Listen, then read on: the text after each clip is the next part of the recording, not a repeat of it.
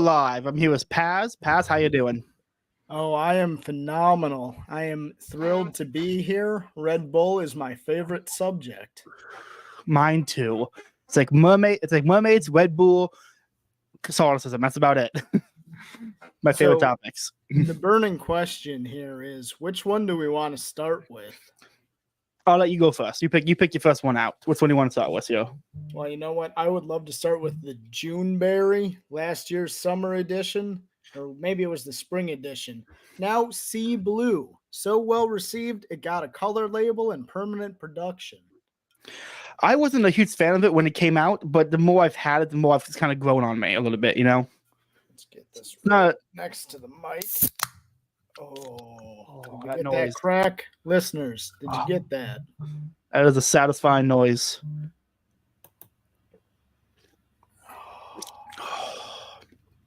Yeah, it's growing on me. It's not that. It's not good. I don't think Juneberry ranks my top 5, but it's one of those flavors that if you're getting sick of the normal ones, you grab a Juneberry, you know? Oh, it's absolutely a repetition breaker. For me, this one's always felt like it's got just a little less carbonation than most of them. That helps me personally. I would say that this was really appropriate branding to make it one of the spring and summer releases because it's got that refreshingness. There's nothing sharp about the flavor here. The sweetness is very subtle. And I'm going to be honest with your audience here. I don't actually know what a Juneberry is, but I really like the energy drink. When I first saw Juneberry, I assumed it meant like Junable berry, like the stuff they use for gin. I don't think it's that, but that is a good one. I would say color-wise might be my favorite color for the Red Bulls. This is it's a really nice blue. The blueberry one is just too dark of a blue. The Juneberry blue is just a very calming blue. Yes, I think that's reasonable. That's a good one. If you were gonna go ahead. Before I just drain the whole fucking can while we're tasting it. I'm sorry, I just used a cuss word. My apologies. It's fine. It's fine. Oh, that is good though. You know what? That is smoother than the other ones. Yes, I couldn't agree more. Juneberry, what's that down here? Juneberry. Okay. Before we try to rank that one on the list, let's try a second one here. I'm thinking, which one do you want to go with next? Let's do another sip here. Get some compare going. How about the strawberry apricot? I recall that one being a little bit more aggressive. It is, and strawberry apricot, I would say, is in my daily rotation. Oh, it's one of my absolute favorites. Let's get that. Oh, that crack. Oh, that's good. That is I'll tell you what I love about the strawberry apricot. I walk in the field. You put one of these in a cooler full of ice, and in the middle of the Florida heat, you pop that top and take a sip. It is the most refreshing thing I've had in the field. That strawberry apricot, it's refreshing. Yeah, and like I was saying, the sweetness comes through a lot harder on this one. You can definitely tell. Strawberry apricot is not only is it a preferred flavor. If I'm making Red Bull and vodka, I'm gonna go with a strawberry apricot for the Red Bull. That's the one I'm picking for the vodka Red Bull. So that's a good one. I guess I can't say I do bomb style drinks a whole lot. The last time I had a bomb of any kind was my 21st birthday, and it was called a Vegas bomb. If you're not familiar with the Vegas bomb, it is Crown Royal and Original Monster. That sounds awful. I had a bartender feed me maybe 6 of those. Ooh. And I was still seeing and walking straight when I walked out of that bar.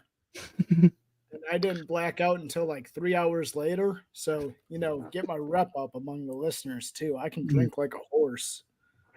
I'm not a big Monster guy. If I'm going to do an energy drink, I'll say this. I like their rehab line, the non-carbonated tea ones. I've never seen those down here. Tea ones. Let me look that up. What are they called? Rehab line? Yeah, they're called the Rehab, I believe. Monster Rehab. Maybe it's Rockstar Rehab. Nope, No, I see it. Monster Rehab. Yeah. Huh. Peach tea, tea lemonade, and energy, raspberry tea. Oh, that sounds good. That peach tea and the raspberry tea in particular go real hard. That sounds like a good. That sounds like a lot slower in the morning when you don't want to go in right away. You kind of just want a little slower wake up in a Red Bull. That sounds like a perfect drink for that. Yes. Wow. I'll have to see if I can find those somewhere down here. That looks pretty good. Though I'll say this: we're sitting here talking about the pickup off an energy drink and the energy boost it gives you. Mm-hmm. And honestly, dude, as I was talking about on TLE, the reason I drink so many energy drinks is because it takes just an absolute truckload to make me feel anything. Yeah. People talk about the pickup from them, and I just don't get it a lot of the time. I have a painfully high tolerance, and this makes me feel bad. I don't like that fact, but it's the nature of things. I gave up Red Bulls for Lent last year. And by saying I gave them up for Lent, it means I gave them up for 2.5 months before I quit.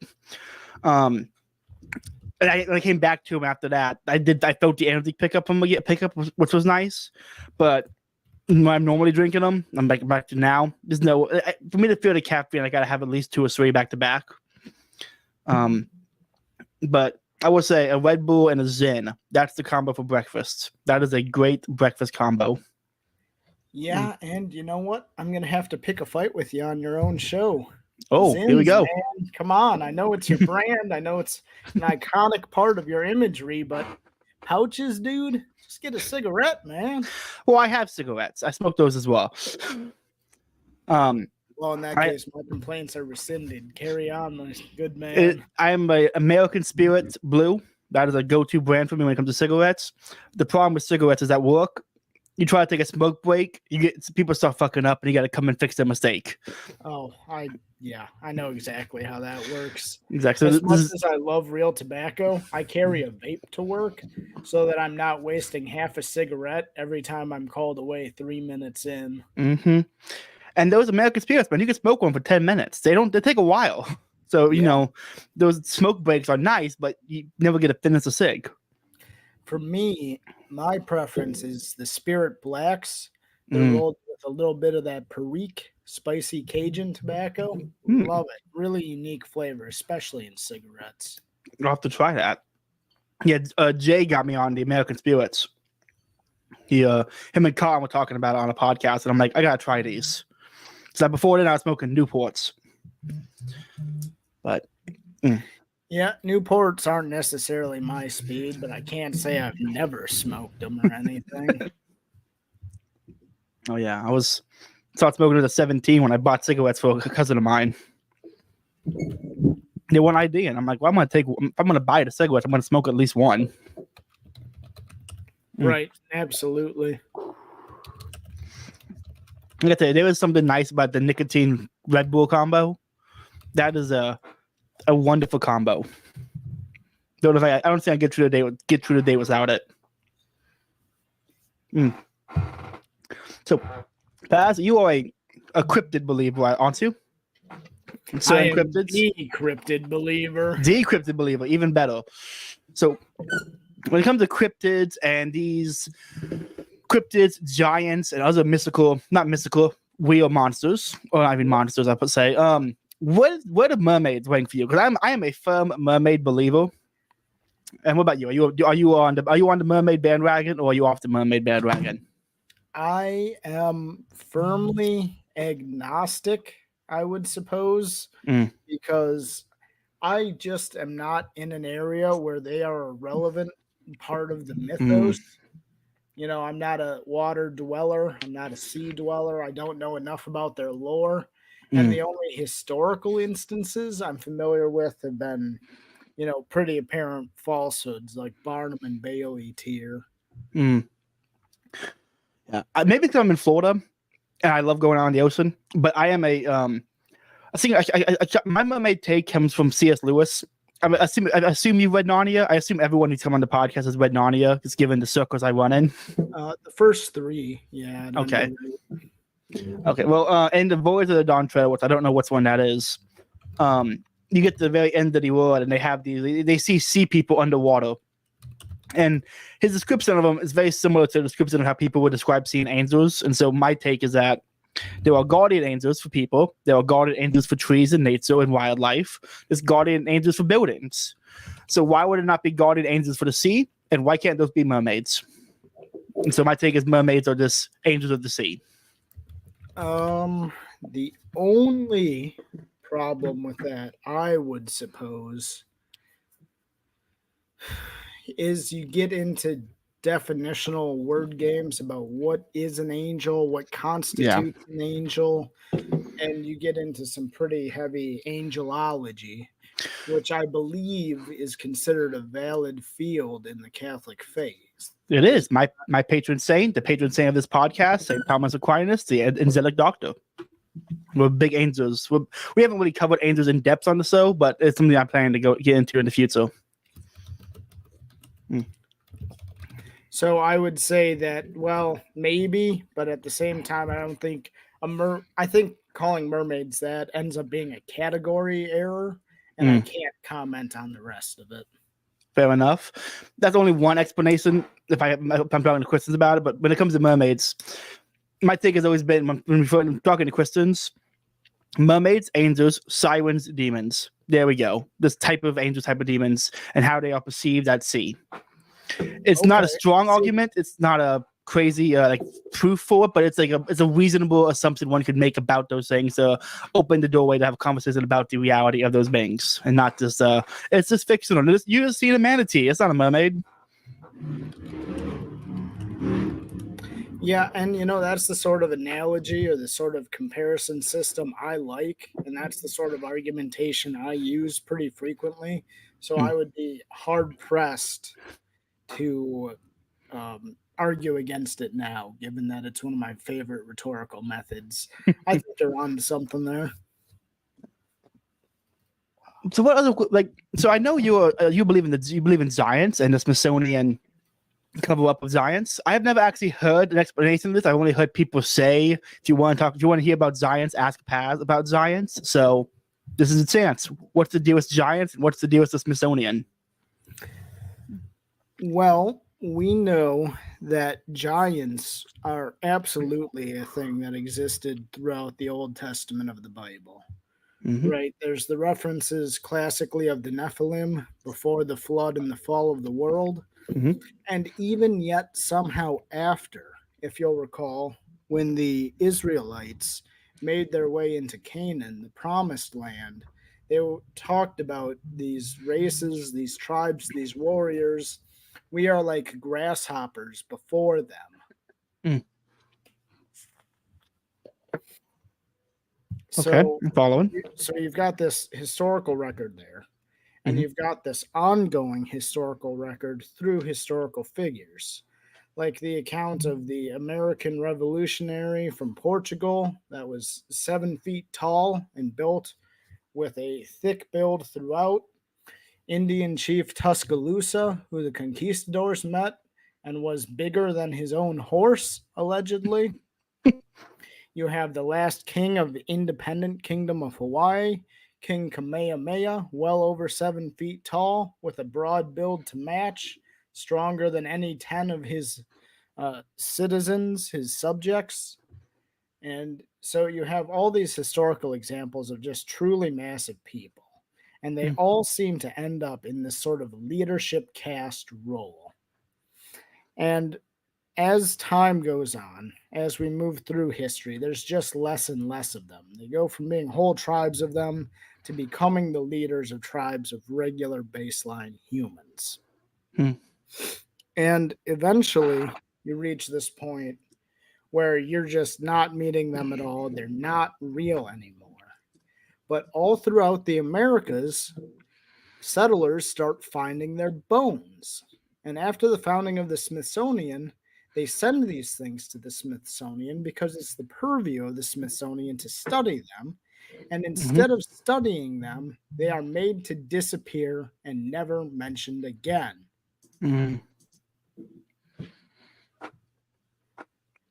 That does sound Knowing what I believe about scientists and historians and scientists and how awful they are, I give an example of dinosaurs and dragons, because dinosaurs are fake and dragons are real. That seems like something the Smithsonian would do in reference to giants. And in fact, that is almost certainly how it actually is. That's not even a shitpost position, it's just reality. Mm. I've made the argument several times on several different podcasts that dinosaurs are explicitly fake. They're just not real. Yes. Especially if you look at the fossil falsification industry that comes out of China. There's just, this stuff's not real. They're discovering new breeds of dinosaurs allegedly in northern China, and they're all fake. They're plaster. That's not a real dinosaur. So how many other ones are fake? We know that the two most prolific paleontologists in history also had falsifiable track records because they were racing each other to make more discoveries in the American West when this took off in the 1870s. Absolutely. I've always made the argument that we've always known about, quotation marks, dinosaurs. We've just called them dragons until the materialists, atheists, scientific nerds who hate fun, whimsy, and heroism reclassified all dragon evidence as dinosaurs because they hate fun. And they hate truths because they're atheists.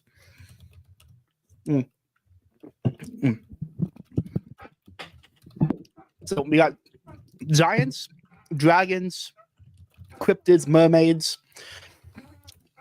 So I'm gonna need to label this episode that quote from Shakespeare, like there's more to this world than what's in your textbooks, Horatio, or however that quote goes. Before I just need to label this episode, that's also a Bengal quote. And once I heard that, I'm like, it's very, very real. Yes. Once I heard that quote once, and I'm like, yeah, that makes sense. I need to think more open-minded about these things. It's a core part of my personality.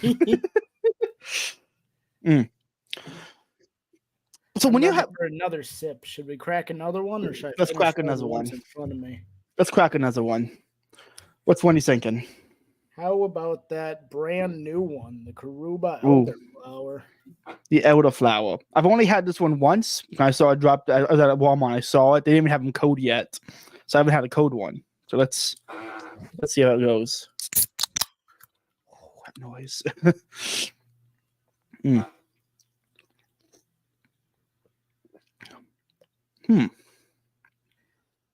So up front, it's definitely sharper than the Juneberry, but once it mellows out towards the back of your tongue, it is just as smooth.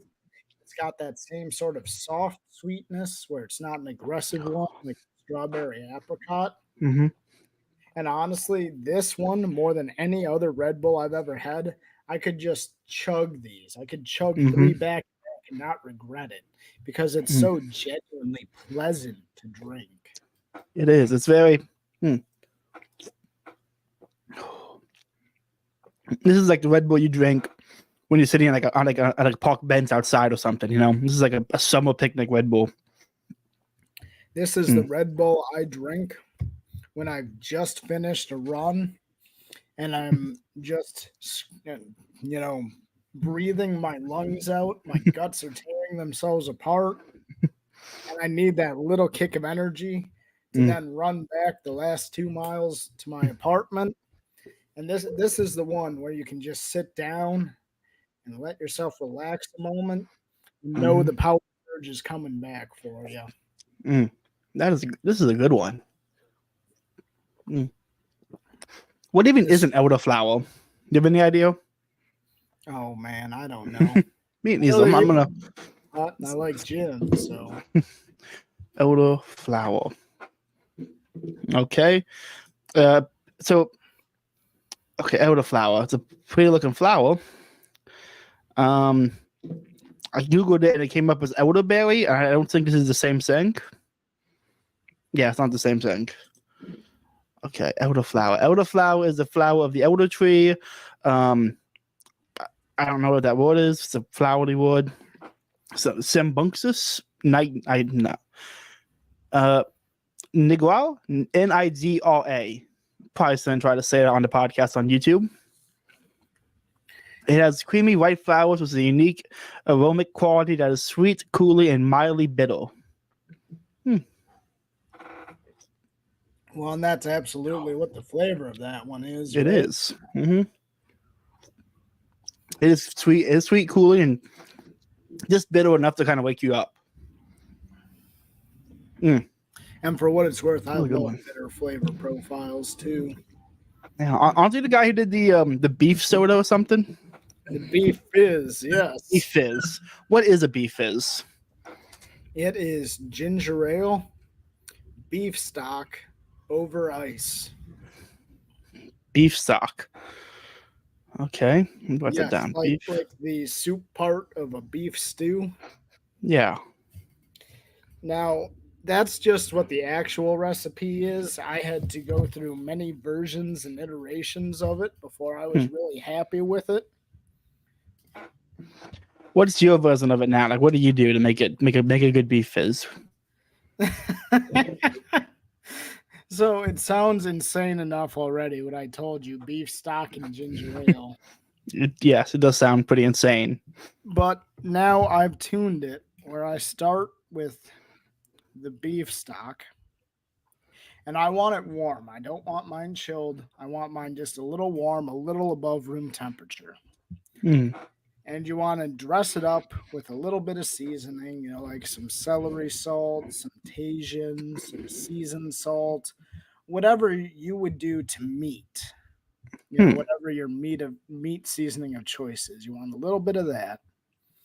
And then, as we were sipping on earlier, I need a little bit of my strawberry apricot Redbull to provide the fizz and a little counter sweetness. So celery salt, beef stock, and strawberry apricot Redbull. Okay. I'll like I said, you can season them however you want. And no matter how you season it, you still have to prepare yourself with the reality of what you're about to drink and understand it's going to be an acquired taste if you ever acquire it at all. Yeah, I can't get past the beef stock element of it. That's do you eat the filling out of your soup or do you eat the soup part too, I don't really eat soup, so well, yeah, you're one of those southern you guys don't have soup technology down there, do you? Yeah, the closest we have to soup is like a gumbo. Kind of close we go to soups. But okay, beef stock, ginger ale, the beef stock, celery salt, and strawberry apricot. Okay, mind that down. I'm sorry in advance if it kills you or your taste buds fall off or whatever might happen. I want my last treat to be trying a beef fizz at TLE Pass and then never show up again. This vanished off the face of the earth was that last treat. I gotta say, the air with the flower was growing on me. Every little sip, I'm like, this is pretty good. Yeah, it's fast becoming my favorite. And honestly, I would be willing to lose Juneberry out of the permanent rotation if that took its place. It's always weird to me what's one stick around. Because I think it was 2 years ago, they did the Arctic Blast winter flavor. It tasted like a blueberry Jolly Rancher or a blueberry Puss Pop. Super sweet, super cool, great winter flavor. It was only here for like a month, maybe 2, and it was gone. I don't think that one ever even hit distribution in my area because I would have tried it had I seen it, and I never did. Yeah, when I first started drinking Red Bull, I found in the gas station like the very last they had a plum flavored Red Bull for like a spring flavor. Plum one was terrific too. I've only had it once. It was like one of the first Red Bulls I had. I remember it being incredible. And that was the winter edition, 4 or 5 years ago? That tracks. That makes sense. That was a good one. I want to say, was it the coconut berry that also started out as a seasonal flavor back in the day? I believe it did. I know watermelon started off as a summer flavor at one point, but I believe coconut berry was a seasonal flavor. They did that one after they did the Beats Breeze, which was like it smelled like hairspray. but it tasted pretty good. That was a summer from like three years ago, maybe. Oh, so I like that Red Bull does seasonal flavors. It's something fun to look forward to. You just walking into racetrack in the morning and you just see a new Red Bull flavor. You're like, ooh, I gotta try this. Yeah, definitely. And I would also just add that that's a nice change of pace from all the other companies. Because while they have some good and interesting flavors, most of them just end up being variations on the same candies. Mm-hmm. And you can tell that Red Bull is actually putting thought into the different flavors they offer us. Yeah. So I'm glad. I had a friend of mine. He went to whatever country makes Red Bulls. I think it's Austria. I'm not positive. And he got them there. He said when he came back to the States, he won't drink American Red Bulls anymore. He can't go back to it. He says it's the cane sugar versus corn syrup comparison. He just can't go back to drinking regular Red Bulls. I'm like, okay. So much as that sounds good to get a Red Bull from like the plant where they make them at in the home country, the idea of never being able to drink one back in the States sounds awful. Yeah, and you hear people say the same thing about European Monster. I have a friend in Israel who actually prefers American Monster. And they might be the only person I've ever met who actually says that. Yeah. I only drink Monsters during Lent when I'm trying to give a Red Bull. I gotta say, the strawberry one they have, that strawberry cream, the zero sugar one, not terrible, It's not great. It's not a Red Bull flavor, but it's not a terrible Monster, Yeah, and we don't have that one up here either. How far? I'm not trying to dox you, but like, how far up are you in the States? Like I'm in the south end of. I'm in Florida, so I'm like the south part of America here. Well, this is Wisconsin, so I've got a border with Canada, but I'm at the bottom of that part of the state. Okay. I just really think about that certain flavors just don't make it up there. What is the flavors you have up there that like might not be down here? Like just throw out a random Red Bull flavor or something. I want to see if there's any I'm missing out on.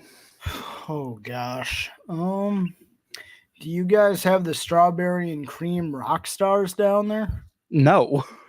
See, now that's a great one that I'm really, really fond of. Strawberry cream rockstar. Strawberry and whipped cream. Yeah. Strawberry and whipped cream. Oh.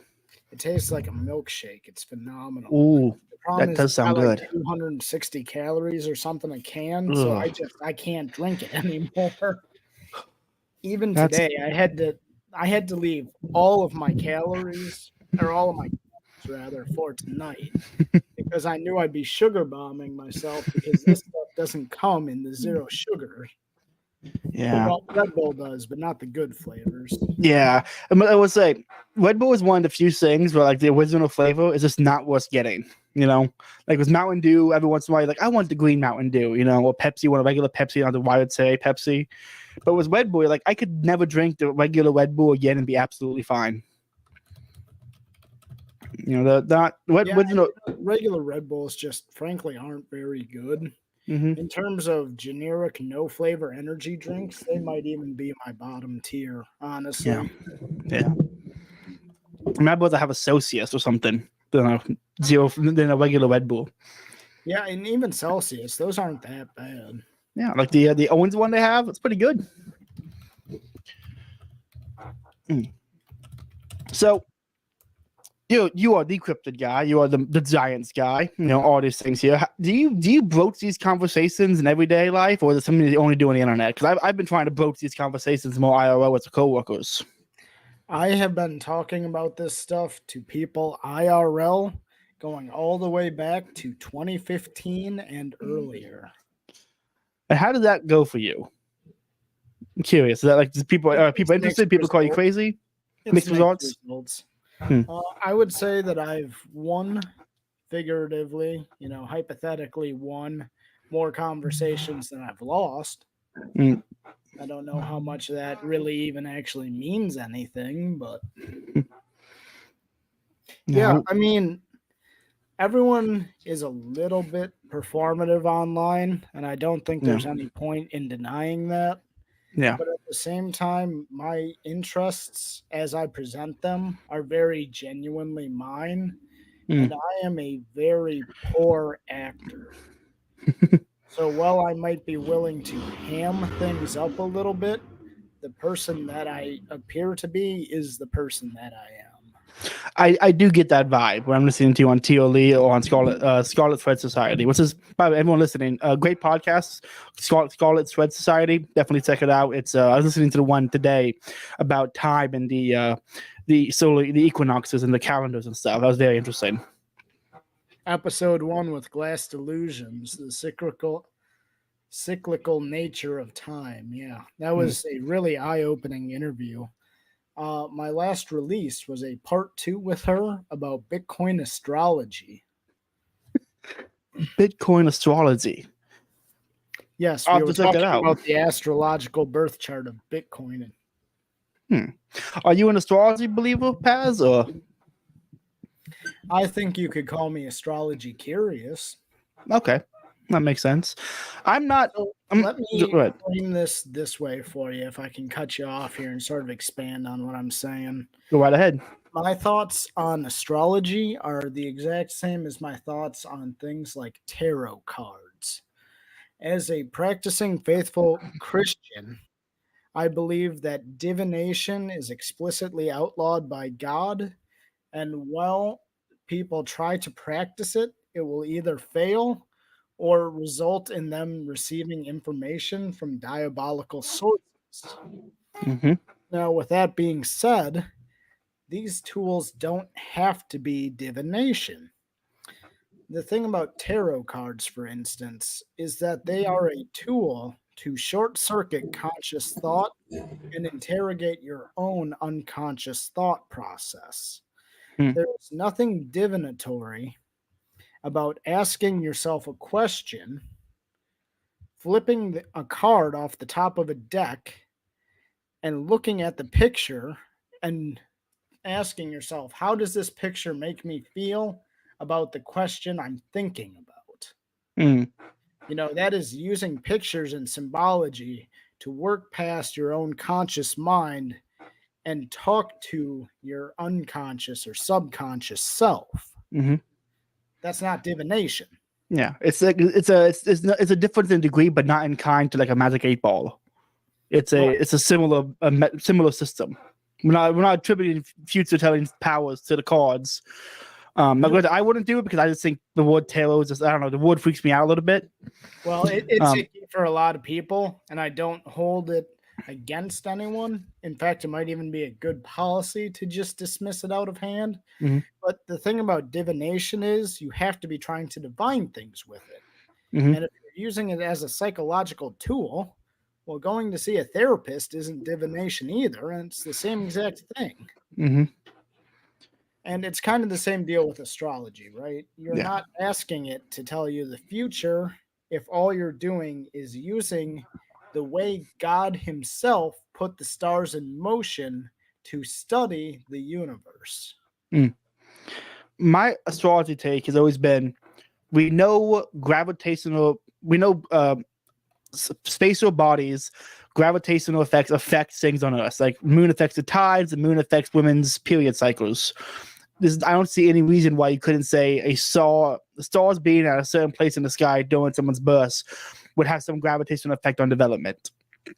That's kind of like just like it's I'm not saying it's true. I'm just saying there's no reason why it couldn't be the case that it has some effect on development, and therefore it has some, because when you read your astrology, so not like the future one, but like the personality ones you get like on astrology.com or something. It's not like you're trying to divide the future. Just like, oh, this might be a good description of me, or it might not be, or it might say something like, yeah, I do relate to that actually. How do I fix this kind of thing? You know, using it as a tool to help understand your own personality isn't divination. Right, and that's exactly my point. So I would say that relative to the sort of people you and I run around with, I am more accepting of this stuff, but it has to be used in a very specific framework to have Yes, on board with it. I agree with that. That makes sense to me. And there are the people who, everyone knows an astrology chick. Everyone knows one of those annoying astrology chicks who are fun to talk to at parties, but not really fun to be around.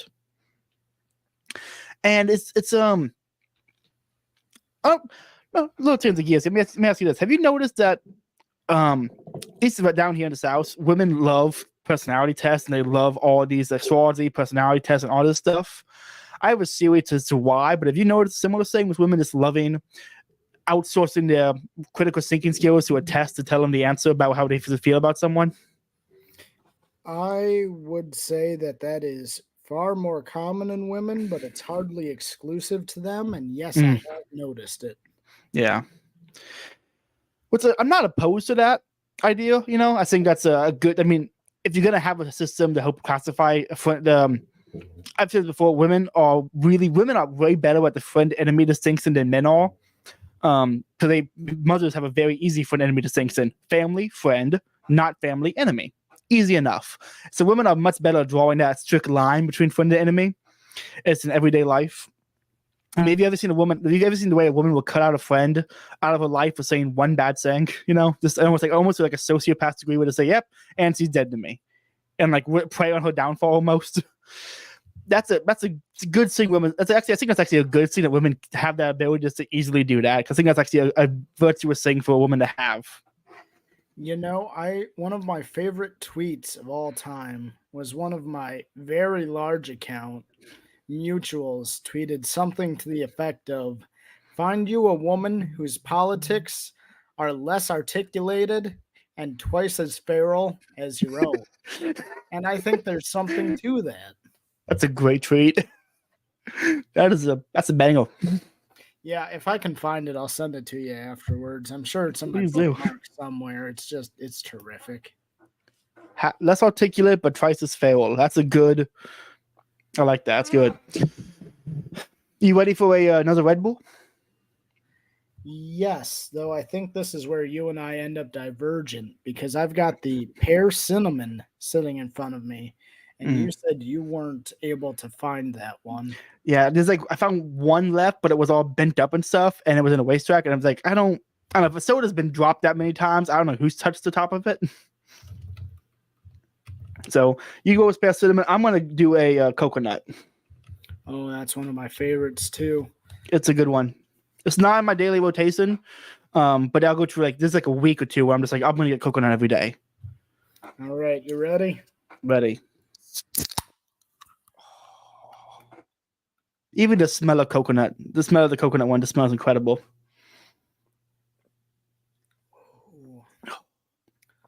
And the pear cinnamon. This was the winter flavor last year. Mm-hmm. And it's real aggressive on the tongue relative to other ones, but in a way that's not unpleasant because they opt for a sweet cinnamon with this one. And I think that really works for it personally. It tastes like a Christmas punch. I wasn't a big fan of it, but I'm not the biggest fan of cinnamon. I can't do cinnamon gum. I can't do if it's actual cinnamon on a waffle, I can do it, but I'm not a huge cinnamon guy. So I wasn't a huge fan of that flavor. It wasn't bad, but it wasn't gonna beat out any of the rotation ones, the daily rotations. Oh, absolutely. It's another one of those that's in the change of pace category. It's really good, but it's just a change of pace. Yeah. I would say the coconut one might be the smoothest of them, almost too smooth. But in the way that it's too smooth is just really refreshing. It's just easy to drink, smooth, smells incredible, it tastes great. And I don't know if you ever pour it out of the can into a glass, but the color of it is a wonderful teal blue. It's got a fantastic color to it. I'm probably gonna finish that coconut one actually. That's gonna sit right here. That's a good one. So, what was I gonna ask you about? No, we got 20 minutes left. Let's jump into the ecumenicism part of this conversation. So I was talking with Doc Brown about this. I talked about it again on his podcast when I went on his show. But about anyone listening, go check it out. We covered on fairy stories from J.R. Tolkien. It was a very fun episode. Everyone should go subscribe to his show and check it out. And he has my endorsement as well. He's been on STS and is making a return appearance at the end of May here. Oh, fantastic. Mutual, please go follow him. Yes, great guy. And I was saying that the debates to be had between Christians, I think are debates that should be had at a certain time and place. You know, like the way I described it was him is like, if you had a Catholics and Orthodox marching against Islam, the Mohammedans during the Crusade, the soldiers weren't really debating it, but you might have had a few priests there who were hashing out over a fire at night.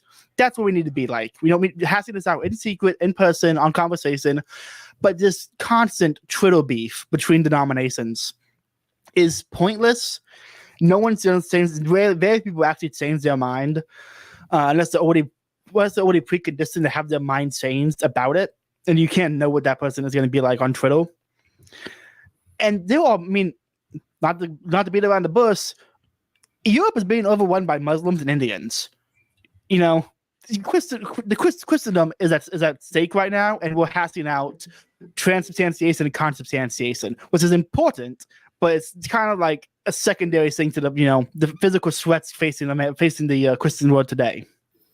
Well, if we want to play that game, Christendom has been under attack since its inception. True. And frankly, it more or less dealt a fucking death blow by atheism, anyways. Yeah, but I'm so hopeful that it's not done yet. I have the conversion, the baptism and conversion rates in France have been on the uptick, and there's been you see the Irish protests. Like I think there's, I don't think it was years later we might see something happen, but I don't think it's going to happen soon. But I see the seeds being planted for things that could be, the seeds are planted for things that will bloom later, and I think the bloom would be beneficial for Christendom. I'm not blackpilled about the future of it. I would say that as far as that stuff goes, something you could use as a white pill in your conversations around this material is the recent, as in just in the last couple of days, announcement of a Dutch coalition government finally coming together. That's good. And it is keenly immigration restrictionist. Is the point of bringing that up. Good. I don't know if you see any of those videos, but every once in a while I get a video on Twitter of like the one I saw yesterday. It was on some subway car and some bus or subway in Paris, and these immigrants were pickpocketing and harassing women. And this dude knocked one guy in the face and grabbed him and threw him off the train, choked out another dude, and then dragged his ass off the train. And this big old French guy just yelling at these people, just dragging them off the train.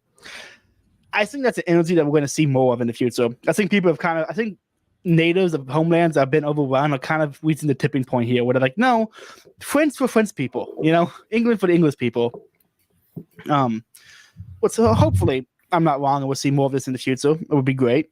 But when it comes to the whole ecumenism thing, I'm not normally the kind of guy who says politics first. I think politics are downstream from your religion. Your theology will influence your politics just by nature of theology being first principle. But we don't need to hash out all the major disagreements when we could be much a united front is obviously better. And we've been able to afford these conversations because we were the dominant religion. But now that we're kind of being pushed out from that category, the time for debates between each other was over. Like we've had enough Protestant Catholic debates on YouTube the last lifetimes, I think. Let's maybe, when are we going to see a debate between a Catholic and an Indian and a Hindu about Hinduism? That'd be interesting. That'd be more entertaining. That'd be more useful. There should be more conversation between Muslims and Catholics about the differences and actually trying to convert each other, instead of this focus on the Lutheran who disagrees with me on whether or not on the solas or the sacraments, about whether I saw Lutheran and Catholic debating whether marriage is a sacrament. Yes, that is an important distinction to have, but also the Lutherans just excommunicated Ryan Turnipseed, who's probably one of the greatest Lutherans I know. So it's kind of let's clear our own. Part of what you're talking about here is the divide between online and offline Christians. Because this absurd Twitter beef simply does not exist in the real world. And it is exacerbated by people who take the performance of their faith more seriously than their actual faith. Absolutely. And while I have a very high opinion of Mr. Turnipseed in particular, those retards he got in trouble for running around with cannot stand them. So, you know, that's a classic example of putting your politics well before your religion and making an edgy online persona your entire being as opposed to the causes you nominally support. Like, grow up and have a real conversation with people instead of saying whatever you think is going to make them the maddest. That's not going to win you anything. Sit posting is an art that can be done occasionally, but you shouldn't be sit posting constantly, especially when it starts to affect your IRL life. Like if my Twitter shit posting eventually got me in trouble at work, I'd probably stop with the shit posting because I need a job. You know, I'm not one of these guys that stand up like, no, I have the right to tweet racism on Twitter. It's like, yeah, I could, but I'm not going to if it's going to cost me my job, you know, or cost me like if my priest told me to stop with it, I'd be like, oh, absolutely, Father, I would delete my Twitter account tomorrow. Yeah, you know, that's the energy you have to bring to it. Because if we are going to take our religion seriously, and I do, and I know you do, then it has to come first.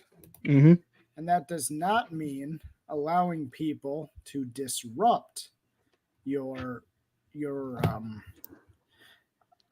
I guess I lost my train of thought there. You have to take it seriously. That doesn't mean allowing people to distort your faith to you, but it does mean that you have to put the actual principles first, and political causes need to be explicitly subordinate to them. Your religion doesn't exist to justify your politics. Your politics are an extension of the faith you already have. Absolutely. I mean, theology. Theos meaning first principle. Your theology is always going to be your first principle. You should not. It's intrinsically this affect the way you view reality, because your first principle is going to affect how you view everything. And I feel like a lot of people's first principle is I need to be politically correct about everything, or I need to piss off those I disagree with politically, rather than like, no, you should really calm down and maybe get off the internet. It's probably the number one theme, I would say, the last several episodes would be get off the internet so much. Like, well, me personally, I refuse to get off the internet. I live on the internet, but your point is taken because I understand what you mean and like, agree. Don't quit Twitter, obviously, because I mean, if all my friends quit Twitter, I'd be a very lonely person. But you know, like, I'll give you an example. When I'm on Twitter, I don't really debate. I don't do apologetics. I don't debate anything about my faith. Now, I will say, if I see someone blatantly getting a falsehood wrong, I will say, hey, that's actually not what we believe. Here's what we believe. I'm really not trying to convince a lot of people. I just say, hey, no, you have an incorrect view of this. If you want to argue against it, that's fine, but argue against the correct view of it. So most of my time is just spent explaining what we actually believe rather than what people think we believe. I think that's much more useful than this. I mean, we all know this kind of people on Twitter who all they do is quote tweet and argue with people. It's entertaining, but also like after a week, you're kind of like, okay, I'm gonna mute this person because my feed is flooded with nonsense and I can't take it anymore.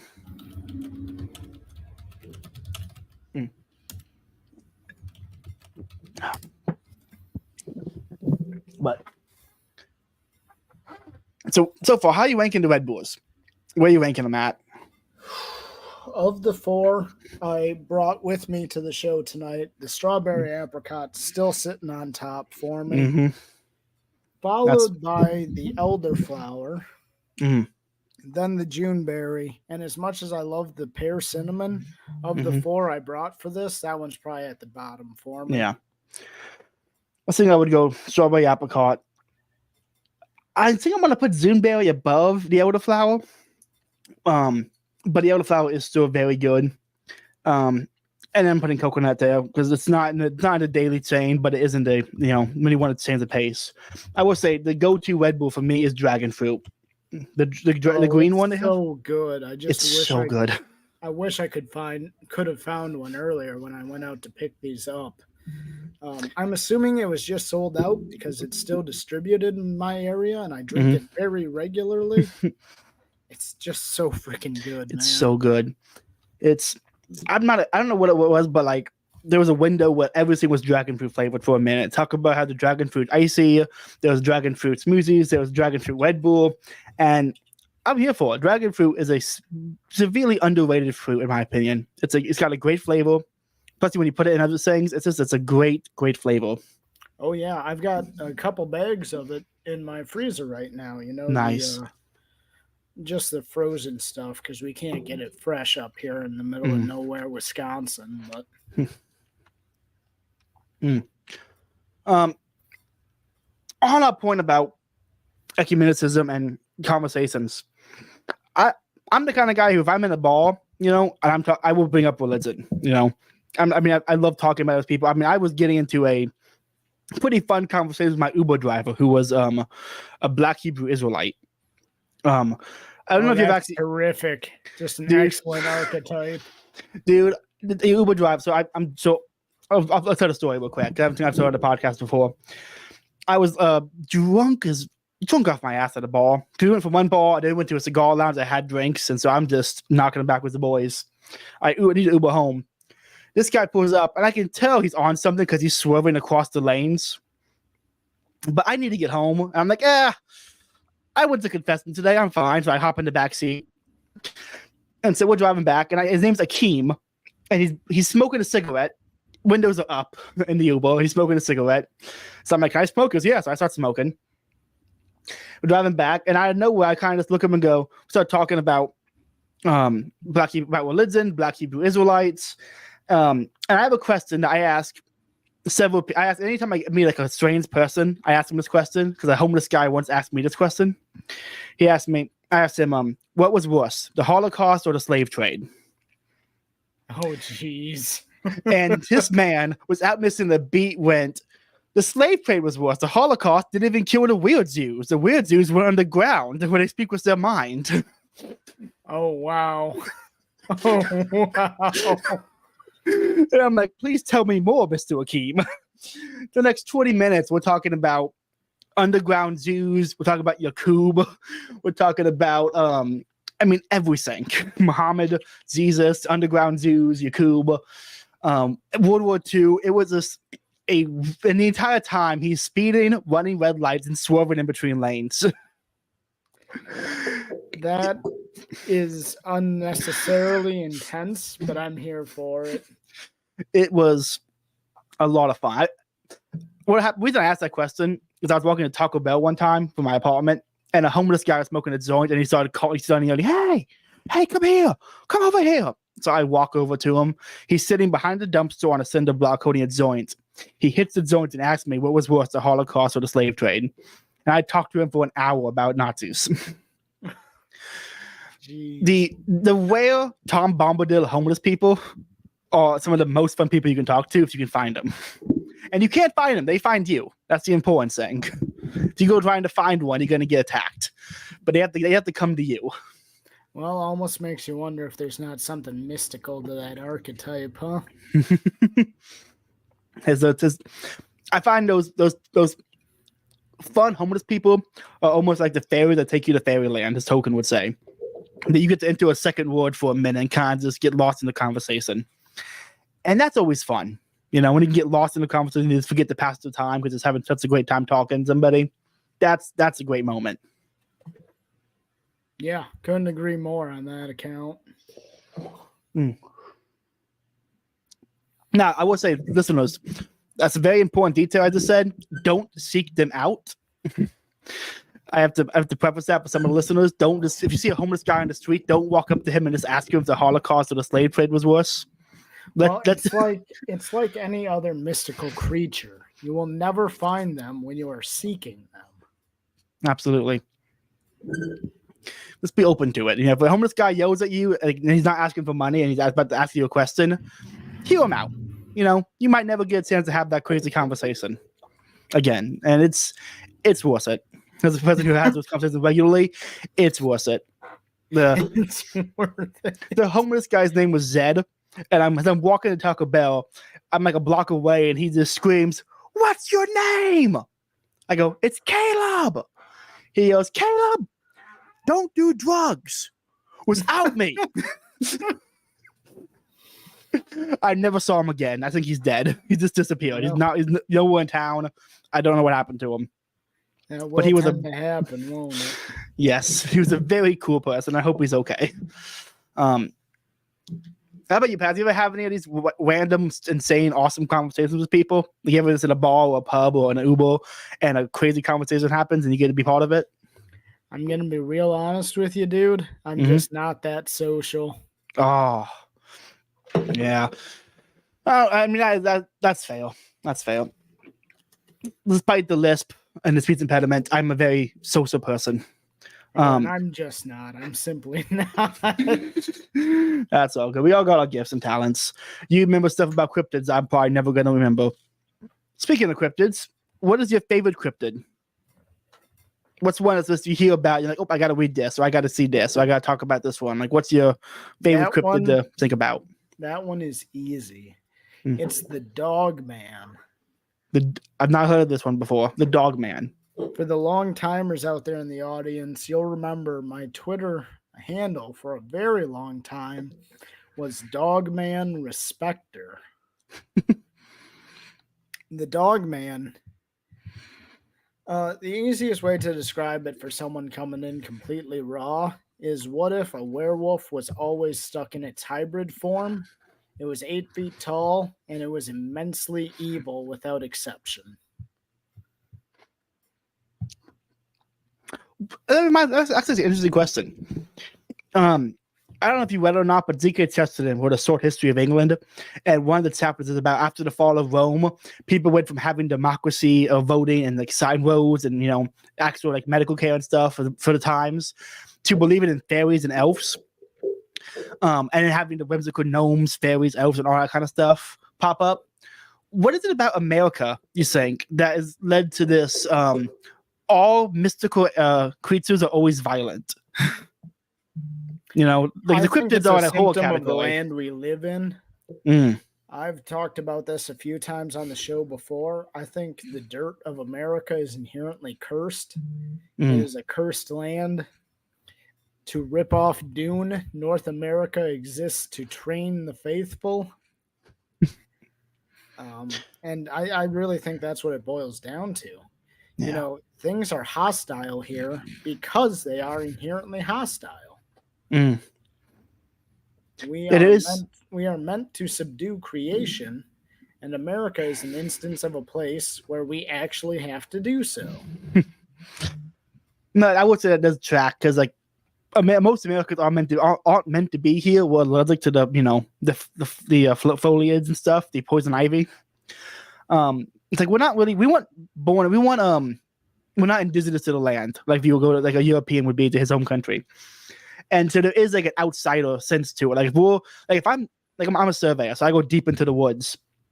If I'm deep in the woods and like way back in there, you can't even hear the road. I'm like, I don't belong out here.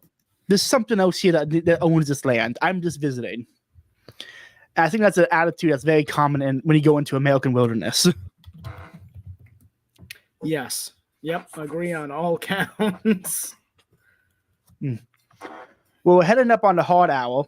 Any final thoughts on cryptids, ecumenicism, Redbulls, or any of the topics we talked about today, Paz?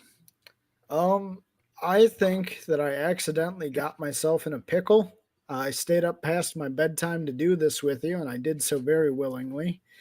But I accidentally just pounded 4 of the mini-sized Red Bulls, and now I don't know if I'm going to be able to get to sleep. Well, if you want to, Ozzy's in trouble. That's my closing thought. Well, everyone say a prayer for Paz that he can sleep well, or he does something awesome with his time awake. One to two. Yeah, it's gonna be one of the two. I'm hoping tomorrow morning I either want to see like a 50 long tweet thread about the Dog Man or nothing, and then wake up tomorrow. It's 1 to 2. Well, I need to be up by 2:30 a.m. on days. So that is early. unless you are still up, you won't see it when I get up. You'll have to come check the page.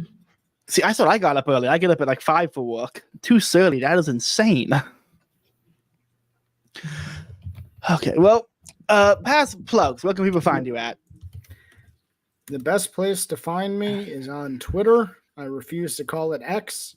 My handle is at TLEPAZ, P-A-Z. I am a power user. I am extremely active, and I refuse to get the devil's mark, which is to say the check mark. But you can find me there. I'm always on there. There are other means to contact me, but that's the surefire way to do it. Also, check me out on Timeline Earth. I am on a good share of the mainline episodes. And once a month, you get the Scarlet Thread Society that is all pause and the weirdest conversations you'll ever hear. Also, it has one of the greatest intros, I think. It's a phenomenal. The way you open the show with grab your tobacco of choice, the music that plays, lock your doors. I will say, I was listening to it after taking an edible, and I got a little creeped out with that intro. I was like, "Oh, my door's closed. Do I need to get the salt lines, or what's going?" Like it set the mood. That's the idea. That is very much the idea. It's a fantastic show, everybody. I highly recommend you check it out. Plugs. Let's see. I'm trying to see if I got anything coming out soon. There might be a Rumble exclusive episode in the coming weeks. It depends on when I can schedule that. I would tweet vaguely about it on Twitter, and if you want to know what it is, you can DM me. But I'm not gonna. It's gonna be a Rumble exclusive. It's gonna be a lot of fun. We have Connor's Trailer Park Festival drop soon. Weekly articles on the Substack from many different Catholic writers. David and I are going to be continuing our History of Philosophy series sooner or later, and probably in June. There would be either a uptick in episodes or a complete stop because I'll be driving to Alaska. And if I record any along the way, I will upload them when I can. And if I don't record any, well, you get a break of episodes. So, with that being said, everyone, thanks for listening. Paz, thank you so much for coming on the show. It's been a real pleasure. It's been a lot of fun. Thank you for having me. Okay. Everyone, have a good night and God bless.